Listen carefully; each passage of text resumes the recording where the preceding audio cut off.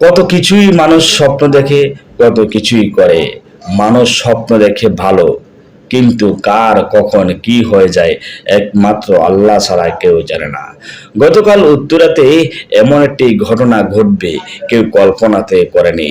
ছোট ছোট মাসুম বাচ্চা থেকে শুরু করে স্কুল শিক্ষক এবং বিমান পাইলট সহ ইন্তেকাল করেছেন। আরো কত মানুষ আহত হয়েছেন। আসলে জীবনে কোনো কিছুই স্থায়ী নয়।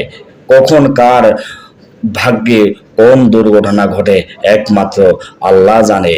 জীবনে যা কিছু অর্জন করি, জ্ঞান, অর্থ, ক্ষমতা, সবই ক্ষণস্থায়ী। অহংকার করো না, কারণ ভাগ্য বদলাতে এক সেকেন্ডেই যথেষ্ট। আজ যে শিখরে, কাল সে মাটিতে। সময় কারোর জন্য দাঁড়িয়ে থাকে না। বিনয়ী মানুষই আসলে সম্মান পায়, অহংকার পায় শুধু একাকিত্ব। কারো কমতিকে নিয়ে হাসো না, কখন কোন অবস্থায় পড়ো বলা যায় না।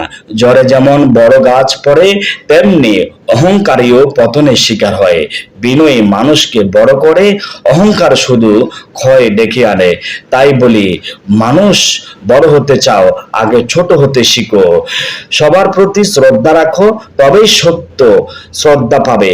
মনে রেখো, অহংকার নয়, বিনয়ী থাকে সত্যের গৌরব। আর যারা এই দুর্ঘটনায় ইন্তেকাল করেছেন তাদের প্রতি ইন্নালিল্লাহ। আসলে বলার ভাষা হারিয়ে ফেলেছি, এমন একটা ঘটনা ঘটে যাবে। সবার প্রতি শ্রদ্ধা, ভালোবাসা। এ পর্যন্ত।